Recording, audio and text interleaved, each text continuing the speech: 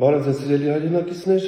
վերջին 7 օրերին մեր երկիրը գտնվում է հարավ-արևմուտքից Իրաքի շրջաններից ներթափանցող արևադարձային տաքոթային հոսանքների ազդեցության գոտում,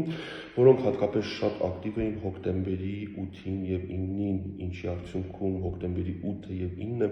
դարձան ամենատաքը մեր ողջ օդերևութաբանական դիտարկումների պատմության ընթացքում։ Հատկապես շատ բարձր ջերմաստիճաններ գրանցվեցին Սյունիքի հովիտներում,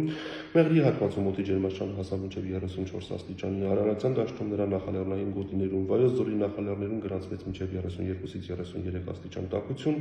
լեռնային մարզերում մինչև 25-ից 26 աստիճան տաքություն։ Օդի օրական միջին ջերմաստիճանը հանրապետության ողջ տարածքում վերջին 2 օրերին կլիմական նորմայից բարձր է 5-ից 8 աստիճանով։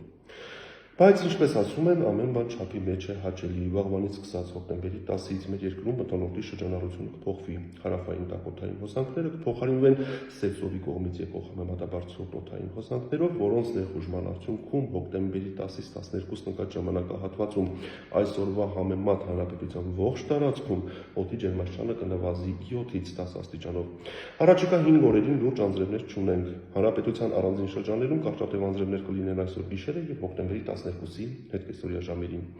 Այսպիսին է շրջակա միջավայրի նախարարության հայ հիդրոմետ կենտրոնի կանխատեսումները։ Լավ մնացեք։